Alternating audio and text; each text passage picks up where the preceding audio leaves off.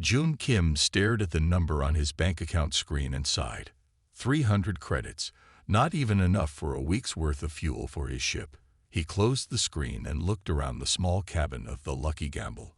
The ship had seen better days, but it was all he had left. Bad news again? Ta Park asked, poking his head through the doorway. Ta had been June's engineer and best friend since their days in the Space Academy. His usually cheerful face now showed worry. "We're broke," June said simply.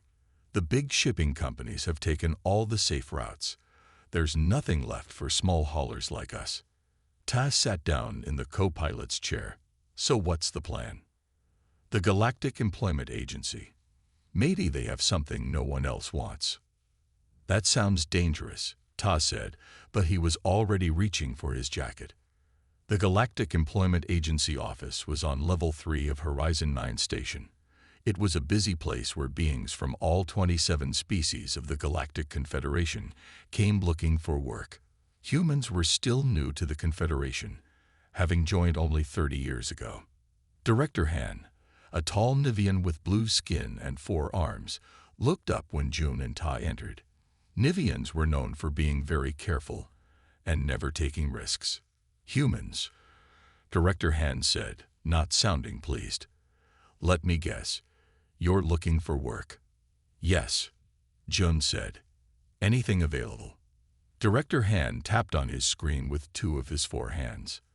"There is one job. It has been open for 3 months. No one will take it." June leaned forward. "What's the job?" "Delivering medical supplies to Colony Serenity." Ta frowned. "That's a standard run. Why would no one take it?" Director Han's face became serious. "Because the fastest route is through the Veil." The room seemed to get colder. Everyone knew about the Veil, a strange region of space where time itself didn't work right. Ships that entered either never came out or came out hundreds of years later with their crews gone mad. "Why must the delivery go through the Veil?" June asked. "Colony Serenity has a plague. Without these medicines, everyone there will die within 2 weeks. Going around the Veil would take 3 weeks." June thought for a moment. "What's the pay?" 1 million credits. Ta gasped. That was enough money to buy a new ship and live comfortably for years. "There must be a catch," June said.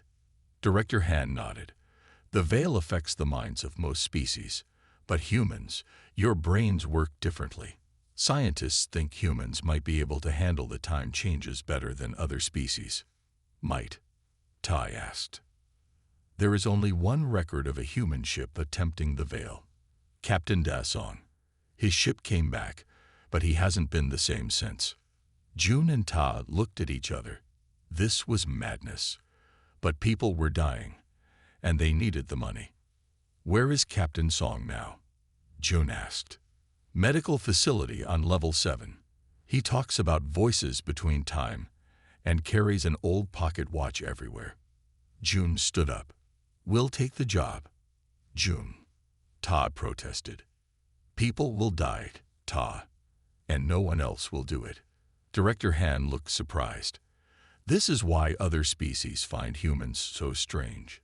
You take risks no one else would consider." As they signed the contract, a new person entered the office. A woman with determined eyes and a medical badge. "I'm Dr. Min Lee," she said. "And if you're taking my medicine through the Veil, I'm coming with you." June looked at the serious doctor, then at his worried friend. Whatever waited in the Veil, they would face it together. Only humans would dare to take this job, and only humans might survive it. "We should talk to Captain Song before we leave," June said as they prepared the ship. "He's the only one who's been through the Veil and returned." The medical facility on Level 7 was clean and quiet. Captain Da Song sat by a window, staring at the stars. He was thin and his hair had turned white, though he wasn't old. In his hands, he kept turning an old metal pocket watch. "Captain Song," June said softly, "we're going through the Veil. We need your help." Song turned slowly.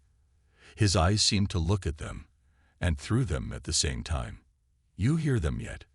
The voices between time. Ta shifted uncomfortably, but Dr. Min Lee stepped forward. No, but we need to get medicine through the veil to save a colony. Song nodded as if this made perfect sense. Humans, always rushing to save others. He held out the pocket watch to June. Time needs an anchor. Keep this with you. June took the watch. What happened to you in there? I saw everything at once. Past, future, all times. Song leaned closer. The veil isn't a place, it's a being. And it's curious about us. 2 days later, the Lucky Gamble approached the veil. From outside, it looked like a cloud of colorful gas stretching across space. All systems ready, Tay reported, but his voice shook. Medicine secured, Dr. Lee said, checking her precious cargo.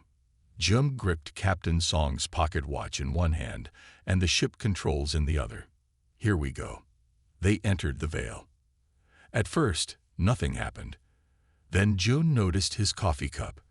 The liquid inside was moving up and down, sometimes spilling over the rim. Then the spill would flow back into the cup as if time were rewinding. Look at your hands, Dr. Lee whispered. Tay's hands were blurring. Sometimes they looked younger, sometimes older, sometimes they seemed to be in slightly different positions all at once. The ship's computer is acting strange, Ta said. It's talking to itself.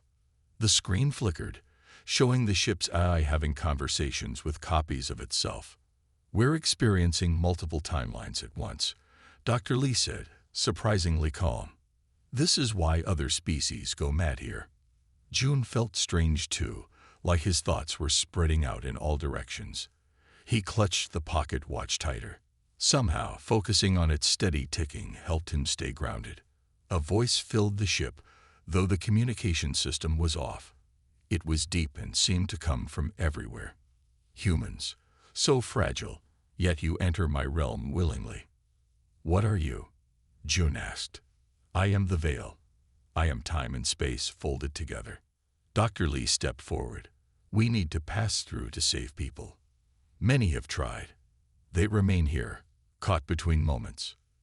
The ship shuddered. Through the windows, they saw other ships frozen in strange bubbles of light. In each, crews moved in endless loops, the same few seconds repeating forever. You will join them, the voice said. A terrible storm of light appeared ahead, blocking their path. No, Jun said firmly, holding up the pocket watch. We have an anchor, and humans don't give up. Interesting. The voice seemed curious. All other species begged or tried to bargain. Would you sacrifice one crew member to save the others? Never, June, Tai, and Dr. Lee said together. For a moment, everything was silent. Then the voice returned, sounding different. Perhaps you are worthy of passing after all. But first, a test. The storm grew larger, swallowing their ship in blinding light. The storm of light faded. June opened his eyes to see stars through the window. Normal stars. They had made it through the veil. We're out, Ta shouted, checking the ship's systems. But we're near Colony Serenity's sun, not the planet. And our engines are damaged. Dr. Lee rushed to check her medical supplies. The medicine, it looks different. The containers glowed with a faint blue light they didn't have before. The veil changed it somehow, Jun said. He looked at Captain Song's pocket watch. It still ticked steadily, but now the hands moved backward. We need to reach the colony fast, Dr. Lee reminded them. People are dying. Todd looked at the engine readings. I can fix it, but someone needs to go outside the ship to replace a burned part. I'll do it, Jun said. The sun's radiation is dangerous, Ta warned. People are counting on us, Jun replied. Working together, they managed to repair the ship. June returned safely, though the radiation had made him sick. They flew quickly to Colony Serenity. Governor G met them at the landing pad. He was tired, and his eyes showed little hope. You're the humans who came through the veil. I didn't believe it was possible. We brought the medicine, Dr. Lee said. Take us to the sick immediately. The colony's hospital was full. People lay in beds, their skin marked with purple spots. Among them was a small girl named Sun Young. "She has only hours left," a doctor told them. Dr. Lee prepared her medicine quickly. It was changed in the vial. "I hope it still works." She gave the medicine to Sun Young first. For a moment, nothing happened. Then the girl's breathing became easier. The purple spots began to fade. Within minutes, she opened her eyes and smiled. "It works better than before," Dr. Lee said in amazement. The veil enhanced it somehow. They treated everyone in the hospital. By morning, all were recovering. News spread fast. The Galactic Confederation sent ships to Colony Serenity. Admiral Kang of the Human Space Force arrived to meet the crew. "What you did was impossible," she told them. "No species has ever crossed the veil successfully. You've shown humans can do what others cannot." Governor G held a celebration. The colony was saved, and the Lucky Gamble crew were heroes. During the party, Jones stepped outside to look at the stars. He still felt weak from the radiation, but happy. "Jun Kim," the voice from the veil, suddenly spoke in his mind. "You have passed my test." "What test?" Jun asked. "I needed to know if humans were ready." "Ready for what?" "The universe holds many dangers. Some species are too careful to face them. Others too selfish. Humans risk themselves to save others. The galaxy will need this quality soon." The voice faded. Tai and Dr. Lee joined Jun outside. "What happens now?" Tai asked. "We've already received 10 job offers," Dr. Lee smiled. "All for missions other species won't take."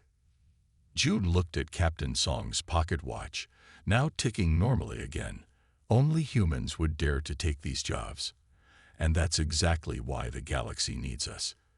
In the following months, humans became known throughout the Confederation for doing the impossible. When a job was too dangerous, when hope seemed lost, people would say the same thing. "Send for the humans. They'll find a way."